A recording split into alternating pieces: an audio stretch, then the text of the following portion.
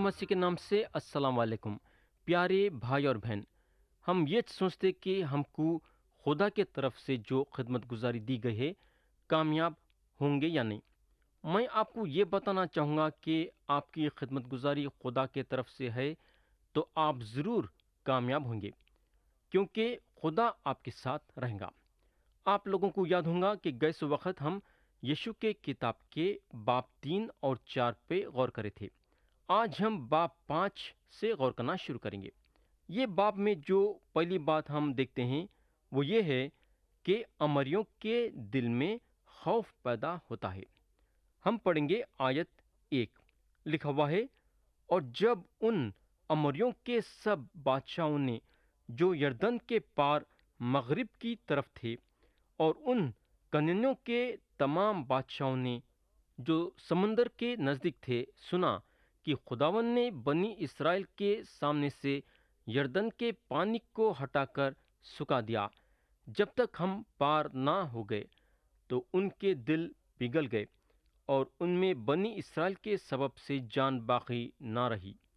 تو پیارے بھائی اور بہن، کیونکہ بارش پڑنے کے وجہ یردن ندی حد سے زیادہ بہہ رہی تھی، تو امریاں اور کننیاں یہ خیال کرے کہ یہ بہتے پانی میں اسرائیلیوں کو مشکل ہوں گی پار کر کے ان کے طرف آنے کے لیے، اور ان لوگوں کا یہ خیال تھا کہ بارش کے موسم کے بعد جب پانی ندی میں بہنا کم ہو جائے گا تو اس وقت اسرائیلیاں ندی کو پار کر کے ان کے پاس آئیں گے، اور ان کا یہ بھی خیال کرے کہ جب تک یہ لوگ جنگ کی تیاری پوری طریقے سے کر لیں گے، تاکہ جب اسرائیلیاں ان کے پاس آئے تو ان کا ڈٹ کے مقابلہ کرے ویسا۔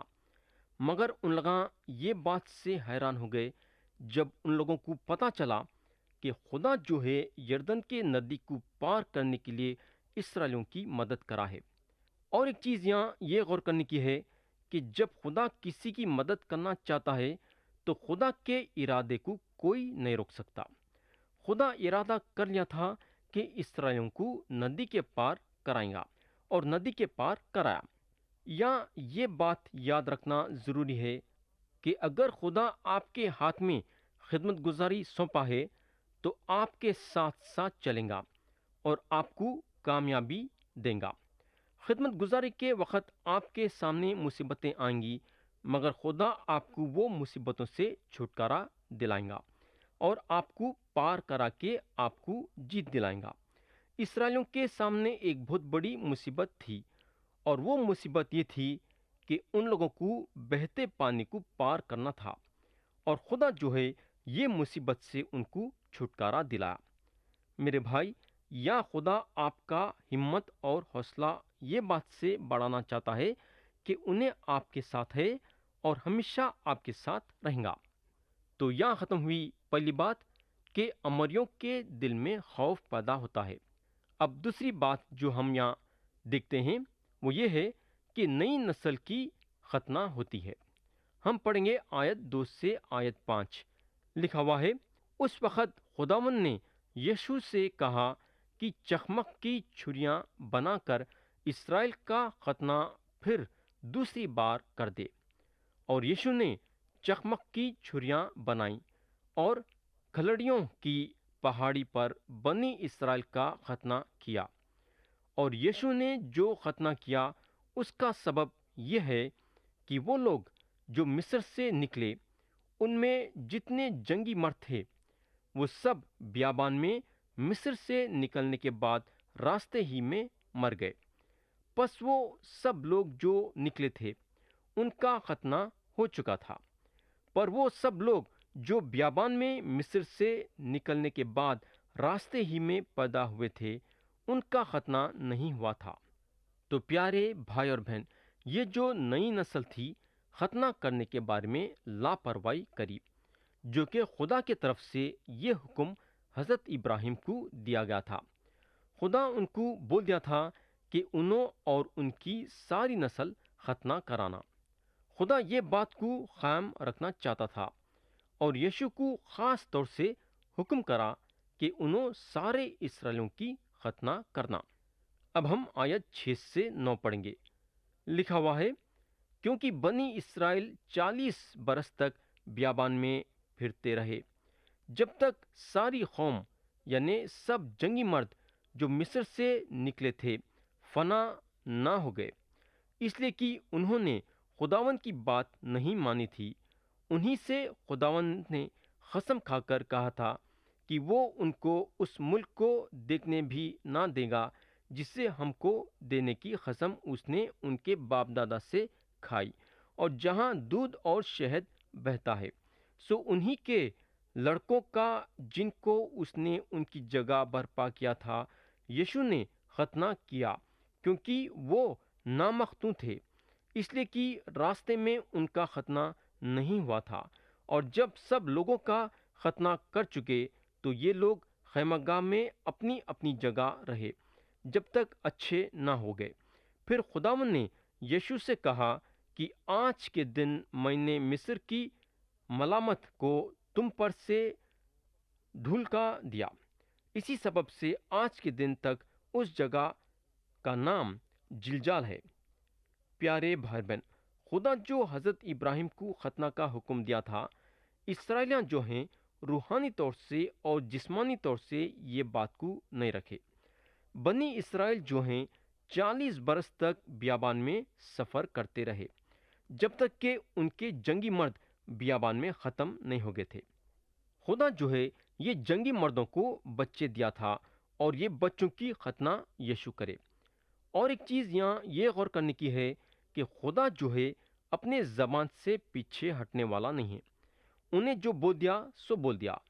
انہیں اسرائیلوں کے باپ دادا کو بول دیا تھا کہ ان لوگاں وعدے کے زمین میں داخل نہیں ہوں گے، اور یہ ہوا۔ ان کے بچے داخل ہوئے مگر ان لوگاں نہیں۔ اور میرے بھائی، اس کی وجہ یہ ہے کہ ان لوگاں نافرمان تھے۔ نافرمانی ہم کو خدا سے الگ کر دیتی ہے۔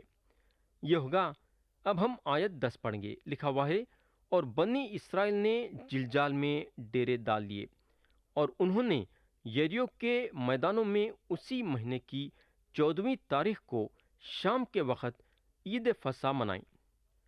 تو یہ بارش کا موسم تھا، اور یہ موسم تقریباً ختم ہونے کا تھا، اور اس وقت اسرائیلیاں اپنی ختنہ کرائے اور عید فصح منائے۔ خدا جو ہے حضرت ابراہیم سے وعدہ کر دیا تھا کہ انہیں ان کے نسل کو وعدے کی زمین دیں گا، اور یہ وعدہ پورا ہو رہا تھا۔ یہ سارے باتوں کے ذریعے سے آج ہمارے لیے روحانی پیغام ہے۔ ہم کو معلوم ہونا چاہیے کہ ہماری پرانی طبیعت میں کچھ اچھی بات نہیں ہے۔ ہماری پرانی طبیعت ہم کو روحانی برکت نہیں دلا سکتی، بلکہ ہم ہمارے پرانے طبیعت کے ذریعے سے روحانی خوشیاں نہیں منا سکتے۔ یعنی کہ ہماری پرانی طبیعت کے ذریعے سے ہم کو روحانی خوشی نہیں مل سکتی۔ گلاطیوں کے خط میں لکھا ہوا ہے، جسم روح کے خلاف خواہش کرتا ہے، اور روح جسم کے خلاف، اور یہ ایک دوسرے کے مخالف ہیں، تاکہ جو تم چاہتے ہو وہ نہ کرو۔ تو پیارے بھائی اور بہن، پولس رسول یہ بات جان لیے کہ پرانی طبیعت میں کوئی بات بھی اچھی نہیں ہے۔ انہوں یہ بھی جان لیے کہ نئے طبیعت میں طاقت نہیں ہے۔ یہ ہوگا، اب ہم پڑھیں گے یشوع کی کتاب باب 5 اور اس کی آیت 11 اور 12۔ لکھا ہوا ہے، اور عید فصح کے دوسرے دن اس ملک کے پرانے اناج کی بے خمیری روٹیاں اور اسی روز بھنی ہوئی بالیں بھی کھائیں، اور دوسرے ہی دن سے ان کے اس ملک کے پرانے اناج کے کھانے کے بعد من موقوف ہوگا، اور آگے پھر بنی اسرائیل کو من کبھی نہ ملا، لیکن اس سال انہوں نے ملک کنعان کی پیداوار کھائی۔ پیارے بھائی اور بہن، نیا عہد نامہ میں ہم کو یہ بتایا گیا ہے کہ من یسوع مسیح کی تصویر ہے۔ اگر ہم یوحنا کی انجیل باب 6 اور اس کی آیت 49 سے 51 پڑھیں گے تو مسیح بولتے ہیں، تمہارے باپ دادا نے بیابان میں من کھایا اور مر گئے۔ یہ وہ روٹی ہے جو آسمان سے اترتی ہے، تاکہ آدمی اس میں سے کھائے اور نہ مرے۔ میں ہوں وہ زندگی کی روٹی جو آسمان سے اتری۔ اگر کوئی اس روٹی میں سے کھائے تو ابد تک زندہ رہے گا، بلکہ جو روٹی میں جہاں کی زندگی کے لیے دوں گا وہ میرا گوشت ہے۔ تو پیارے بھائی اور بہن، من ہم کو یہ بتاتا ہے کہ مسیح ہمارے لیے اپنی جان قربان کر دیے۔ تو خدا جو ہے ہر روز اسرائیلیوں کو آسمان سے من دیتا تھا تاکہ ان کا پیٹ بھرے اور وہ زندہ رہے۔ آپ سوچ سکتے کہ اتنی نافرمانی کے بعد بھی خدا ان کے جسمانی زندگی کا خیال کرا۔ خدا جانتا تھا کہ اسرائیلیوں کو جسمانی خوراک کی ضرورت ہے، مگر جب ان لوگ کنن میں آئے تو من رک گیا اور اسرائیلیاں ملک کے پیداوار کو کھائے۔ تو یہاں ختم ہوئی دوسری بات کہ نئی نسل کی ختنہ ہوتی ہے۔ اب ہم یہ باپ کے تیسرے اور آخری بات پہ جائیں گے، اور وہ ہے یشو کی فرشتے سے ملاقات۔ ہم پڑھیں گے آیت 13 سے 15 تک۔ لکھا ہوا ہے، اور جب یشو یریو کے نزدیک تھا تو اس نے اپنی آنکھیں اٹھائیں اور کیا دیکھا کہ اس کے مقابل ایک شخص ہاتھ میں اپنی ننگی تلوار لیے کھڑا ہے، اور یشو نے اس کے پاس جا کر اس سے کہا، تو ہماری طرف ہے یا ہمارے دشمنوں کی طرف؟ اس نے کہا، نہیں، بلکہ میں اس وقت خداوند کے لشکر کا سردار ہو کر آیا ہوں۔ تب یشو نے زمین پر سرنگون ہو کر سجدہ کیا اور اس سے کہا کہ میرے مالک کا اپنے خادم سے کیا ارشاد ہے؟ اور خداوند کے لشکر کے سردار نے یشو سے کہا کہ تو اپنے پاؤں سے اپنی جوتی اتار دے، کیونکہ یہ جگہ جہاں تو کھڑا ہے مقدس ہے۔ سو یشو نے ایسا ہی کیا۔ تو یہ یشو کا بلاوا تھا۔ یہ ویسا بلاوا تھا جیسا موسیٰ کو مدین کے شہر میں جلتی جھاڑی میں سے موسیٰ کو بلایا گیا۔ وہاں بھی اگر ہم دیکھیں گے تو ان کو جوتے اتارنے کا حکم دیا گیا تھا، کیونکہ جس زمین پہ انہوں کھڑے تھے وہ زمین مقدس زمین تھی۔ یا خدا جو ہے یشو کو یہ ہمت اور حوصلہ دلانا چاہتا تھا کہ یشو اکیلے نہیں ہیں، بلکہ خدا ان کے ساتھ ہے، اور یشو جو ہیں دشمنوں کا مقابلہ نہیں کریں گے بلکہ خدا کریں گا۔ بولنے کا مطلب یہ ہے کہ وعدے کے زمین کا قبضہ کرنے کے لیے خدا یشو کی اور اسرائیلیوں کی مدد کرنے جا رہا تھا۔ پیارے بھائی اور بہن، آپ سوچ سکتے کہ یشو کا ہمت اور حوصلہ کتنا بڑا ہوگا جب ان کو پتا چلا کہ خداوند کے لشکر کا سردار ان کے ساتھ ہے۔ اگر آپ غور کریں گے تو خدا جو ہے قدم قدم پہ یشو کا ہمت اور حوصلہ بڑھا رہا تھا۔ انہیں نہیں چاہتا تھا کہ یشو کمزور پڑ جانا۔ پیارے بھائی اور بہن، متی کی انجیل بتاتی ہے کہ یسوع مسیح اپنے شاگردوں کو اپنے خدمت گزاری میں لیے، چنے اور ان لوگوں کو ایک خاص بات بتائے۔ اگر ہم وہ خاص بات متی کی انجیل باب 28 اور اس کی آیت 20 کا آخری حصہ دیکھیں گے تو انہوں بولتے ہیں، دیکھو میں دنیا کے آخر تک ہمیشہ تمہارے ساتھ ہوں۔ میرے بھائی، یہ وعدہ صرف ان کے شاگردوں کے لیے نہیں تھا، بلکہ یاد رکھو کہ آپ کے لیے اور میرے لیے بھی ہے، یعنی کہ وہ لوگ جو یسوع مسیح پہ ایمان لائے ہیں۔ وعدے کے زمین کو قبضہ کرنے کے لیے خدا یشو کے ساتھ تھا، اور آج لوگوں کو مسیح کے سچائی میں لانے کے لیے یسوع مسیح ہمارے ساتھ ہیں۔ یہ روحانی لڑائی ہے اور ہم کو مسیح کے ساتھ آگے بڑھنا ہے، لوگوں کو مسیح کے سچائی میں لانے کے لیے اور شیطان کے بندش سے چھڑا کے لانے کے لیے۔ ہمارا کام یہ ہے کہ ہم یشو کے ویسا اپنے آپ کو پوری طریقے سے ان کے حوالے کرنا۔ تو یہاں ختم ہوا باب 5، اور اب ہم اٹھائیں گے باب 6 اور ہم پڑھیں گے اس کی آیت 1۔ لکھا ہوا ہے، اور یریو بنی اسرائیل کے سبب سے نہایت مضبوطی سے بند تھا، اور نہ تو کوئی باہر جاتا اور نہ کوئی اندر آتا تھا۔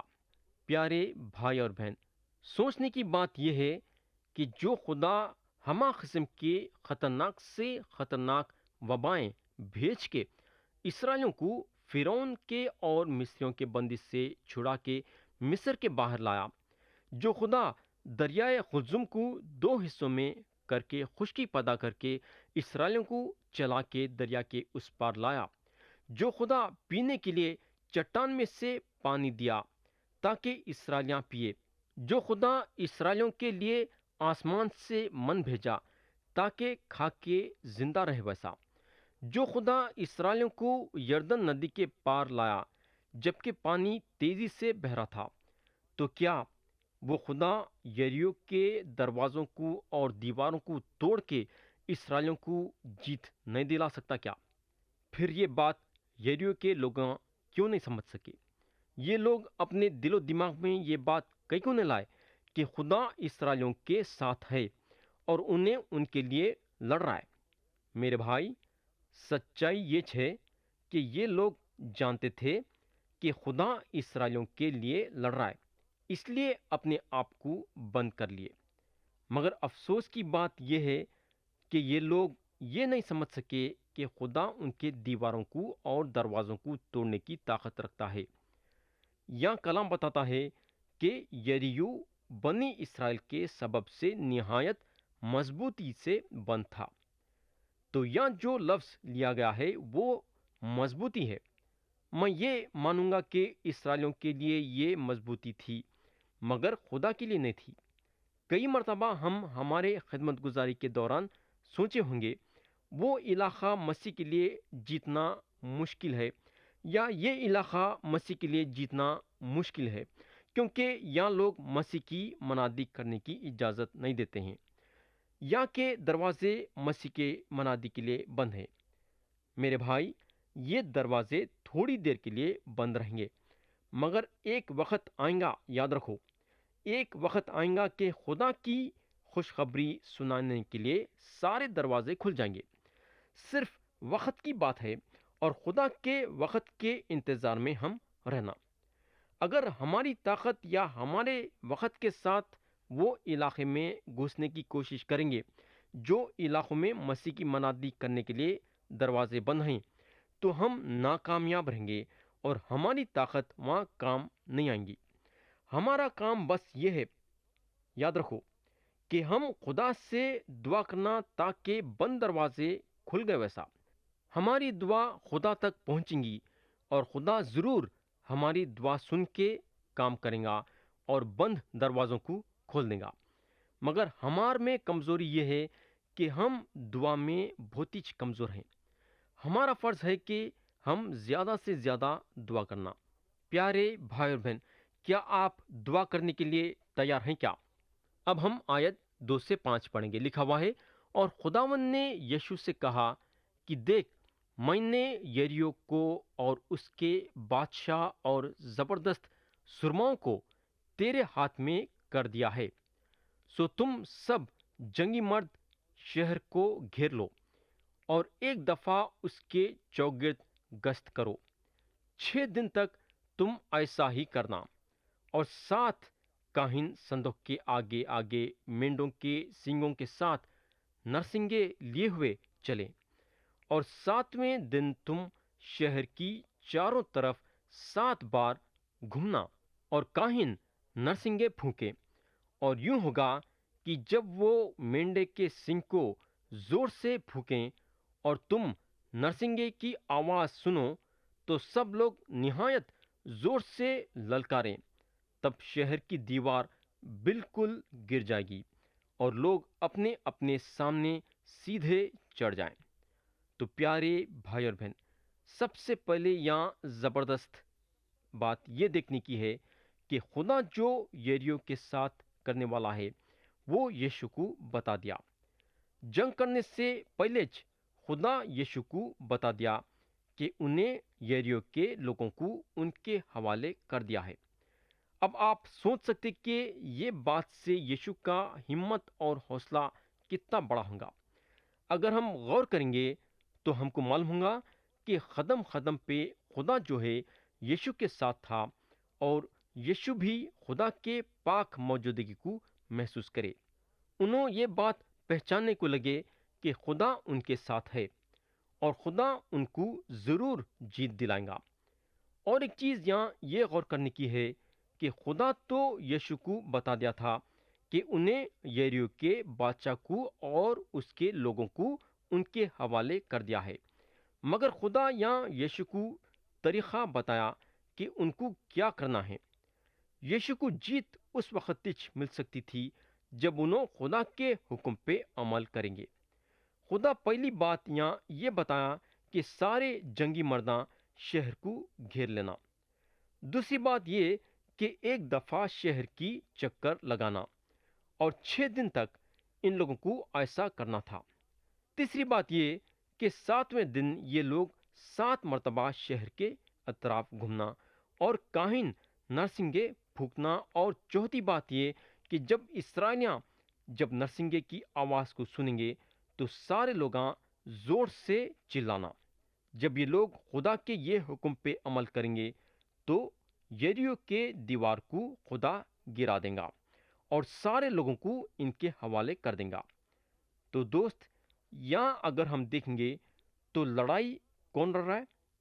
کیا یشوع اور ان کے لوگ لڑ رہے ہیں کیا، یا پھر خدا لڑ رہا ہے؟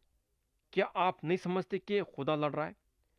میرے بھائی، خدا جو ہے اسرائیلیوں کو اپنے ساتھ لے کے لڑا، مگر یہ لڑائی میں خدا جو ان کا کمانڈر ان چیف یعنی کہ سپہ سالار تھا، اس کے حکموں پہ عمل کرنا تھا۔ اگر یشوع یہ سوچتے کہ خدا یہ کیا حکم دے رہا ہے، کیا دیوار شہر کے اطراف گھومنے سے گر جا سکتی کیا؟